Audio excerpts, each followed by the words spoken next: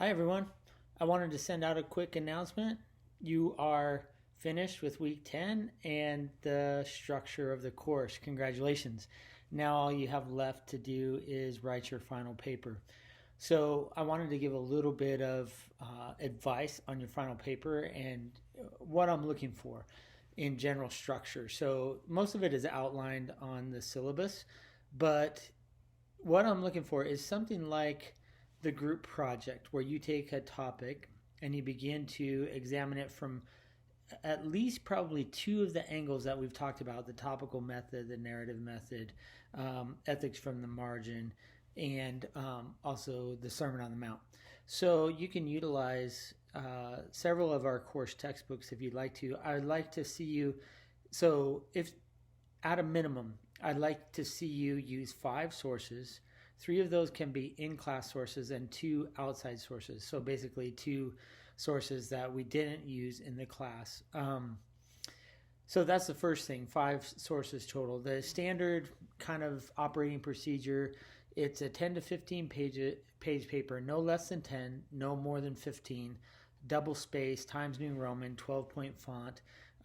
Those kind of margins or a structure for you.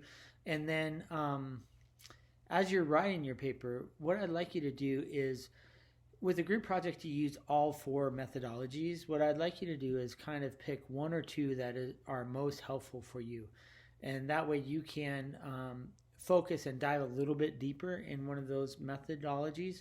And you can kind of carry that through a little bit further than what you did necessarily in your group project. But if you're going to look for kind of an architecture or a way to go about your paper, definitely you can model it after your group project. The thing is, I just want you to go a little bit deeper than your group project went, and then, but you don't have to be as wide, if that makes sense. So you don't have to use all 4, but at least use 2. So you're looking at a particular issue from a couple of different angles. You can raise an important objection to the case that you're going to make and the conclusions that you're going to draw, but you don't have to do that. You can just make your argument if you'd like to. But as you do it, be careful not to slip into polemics, and be careful not to sermonize. Those are 2 of the biggest mistakes that people make, is they slip into kind of, it's sounding like a sermon, so there's encouragement at the end or application at the end, those kinds of things. And this is more of a research paper. So that's the first thing. Be careful not to slip into polemic. And what I mean by a polemic is that you've already predetermined your conclusion, and so you've fashioned all the arguments in that direction, and it's obvious in your paper that you've done that. I can sniff those out pretty quickly, and so you want to treat all the arguments with academic rigor. And so, yeah, just be careful of not sermonizing and don't slip into polemics. And then the other thing that I want to say is, one of the most common mistakes, apart from grammatical mistakes, so always when you're finished and you think, I'm done, edit one more time, because that will help clear up some of the grammatical mistakes. But one of the things that people don't do is they get lost a little bit in the research, and they don't treat the scripture that relates to that topic, either topical or narrative or from ethics from the margins. And so they'll, like, say, for example, if you're using ethics from the margins, people quote from Miguel de la Torre or other articles that they've read, Riggs or Towns or some outside source, but don't interact with the scriptures that they're talking about. And so make sure that you do careful treatment, and you do treatment of the scriptures.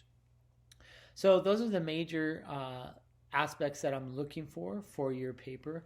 All of your topics are looking very interesting, and I encourage you, as you read people's theses and comment on them, some of you are already doing this, but please interact with one another. Say, hey, can we share resources? Can we have a conversation? Or if you'd like to read somebody's paper, I can't pass them out afterwards, but you can talk to your classmates and you can ask them for their paper if you find their topic interesting or something that might be appropriate for you.